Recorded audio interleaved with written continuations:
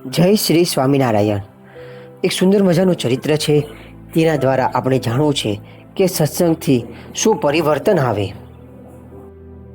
આવો સાંભળીએ. ઉકા ખાચર કરીને એક ગામધણી હતા, ગરાસદાર હતા. તેઓ ઘરે ગરાસ એટલે બેઠી કમાણી અને બેઠાવ ખાવું જિંદગી. બેઠાવ ખાવું જિંદગીમાં જેટલા વ્યસન ન આવે એટલા ઓછા. ઉકા ખાચર દારૂ પીવે, માંસ ખાય અને ચલમ કસુંબો તો હાથમાંથી ઘડી દૂર ન થાય. એવા ઉકા ખાચર સોબત પણ તેમની એવી, તેમના મિત્રો પણ એવા, એટલે ક્યાંથી સત્સંગ થાય તેમને? નાણાંની પણ તાણ નહીં, અને જો નાણાંની તાણ પડે તો લૂંટી આવે. આવો પાપના પોટલા જેવો માણસ. અને શ્રીજી મહારાજનો યોગ થઈ ગયો અને આખે માણસ ધર મૂળથી બદલી ગયો. સંઘની બહુ મોટી અસર છે.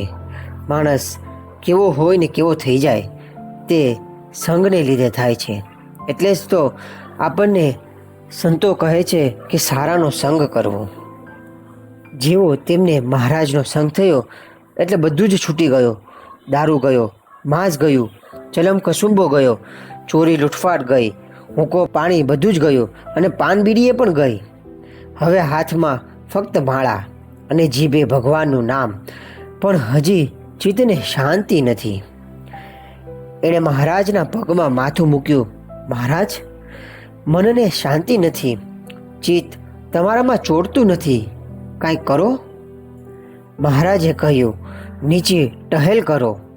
એ જ તમારી માળાને, એ જ તમારા જપ તપ. નીચી ટહેલ એટલે વાળવું, લીપવું, ધોવું, સાફ કરવું, એવા બધા જ કામ. જે કરતાં બીજાને સુખ ચડે એવા કામ. એમાં મળમૂત્ર પણ સાફ કરવાનું એ આવે. ઉકા ખાચરે તો મહારાજની આજ્ઞા માથે ચડાવી. એમણે નીચી ટહેલનું કામ કરવા માંડ્યું. કામ પણ એમણે જ શોધી કાઢ્યું. સાધુ સંતોનો અને હરિભક્તોનો જ્યાં નિવાસ હતો ત્યાં સાફ સૂફીનું કામ પણ એમણે ઉપાડી લીધું. શ્રમની જરા પણ શરમ નહીં, કામનો જરાય પણ સંકોચ નહીં. એમણે જોયું કે રોજ વહેલી સવારે સંતો નદીએ સ્નાન સંધ્યા કરવા જાય છે ત્યારે રસ્તો સાફ હોતો નથી. રસ્તામાં કાંટા કાંકરા હોય છે. સંતો ઉઠે તે પહેલાં ઉઠીને એમણે એ રસ્તો વાળી જોડીને સાફ કરવા માંડ્યો. એમણે સાફ કરેલા રસ્તા પર થઈને સંતો ચાલે ત્યારે ઉકા ભક્તના આનંદનો પાર ન રહે. તેમને થાય કે સંતો હરિભક્તોના પગલાં અત્યારે જમીન પર નહીં પણ મારા હૃદયમાં પડે છે અને મારા દિલનો મેલ ધોવાય છે. એકવાર સંતોના અને હરિભક્તોના જવા આવવાના રસ્તા પર કોઈ કૂતરું બગાડી ગયેલું. તે વખતે શ્રીજી મહારાજની સભાનો વખત હતો. કેટલાક જણ એ રસ્તે જઈને ગયા. જતાં જતાં મોં બગાડીને કહે, અહીં કૂતરા બગાડી જાય છે તોય કોઈ જોતું નથી, કોઈ ધોતું નથી. આમ બબડીને સૌ જાય અને મહારાજની સભામાં જઈને બેસે. મહારાજ તે દિવસે સભા મધ્યે બિરાજમાન હતા, પણ સભામાં કંઈ વાતચીત થતી ન હતી. બધા સભા શરૂ કરવા માટે મહારાજની સામે જુએ અને મહારાજ કહે, હજુ ઘરના ધણી આવ્યા નથી.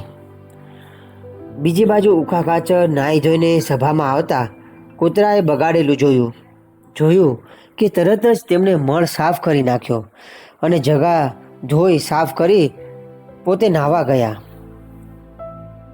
પછી ફરી નાહી ધોઈને સભામાં આવ્યા.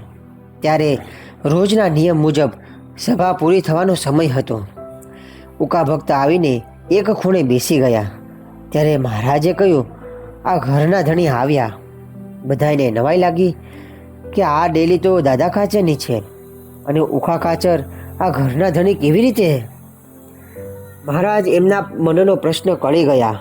તેમણે કહ્યું, અમારે તો નીચી ટહેલ કરે તે ઊંચો, તે ધણી. બીજા બધા પરોણાને કંઈ કચરો પૂજો કાઢવાનું કે મળમૂત્ર કરવાનું કહેવાય ન કહેવાય. એ તો ઘરનો ધણી હોય તે જ સંભાળે. માટે ઉખા ખાચર અમારા ઘરના ધણી. આમ કહી મહારાજે ઉખા ખાચર કેવું રૂડી સાફ સફાઈનું કામ કેવા હેદભાવે કરીને આવ્યા હતા તેની સૌને વાત કરીને કહ્યું. ઉકા ખાચરને સંતની સેવા કરવાનું જેવું વ્યસન પડ્યું છે, તેવું સેવા કરવાનું જેને વ્યસન પડે અને તેવી સેવા કર્યા વિના એક ક્ષણ પણ જેનાથી રહેવાય નહીં, એના અંતઃકરણની તમામ મલિન વાસનાઓનો નાશ થઈ જાય છે. આવી રીતે મહારાજે વચનામૃતમાં ઉકા ખાચરને યાદ કર્યા છે, જે વચનામૃત છે ગઢડા મધ્યનું પ્રકરણનું.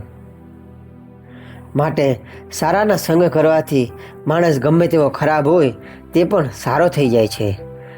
ઉકા ખાચર એવી નાની નાની સેવા કરતા હતા જેને લીધે મહારાજ તેમના પર ખૂબ જ રાજી થયા હતા. ઉકા ખાચર તો ઉકા ખાચર, તેના જેવું થવું તો ઘણું કઠણ છે. જય શ્રી સ્વામિનારાયણ.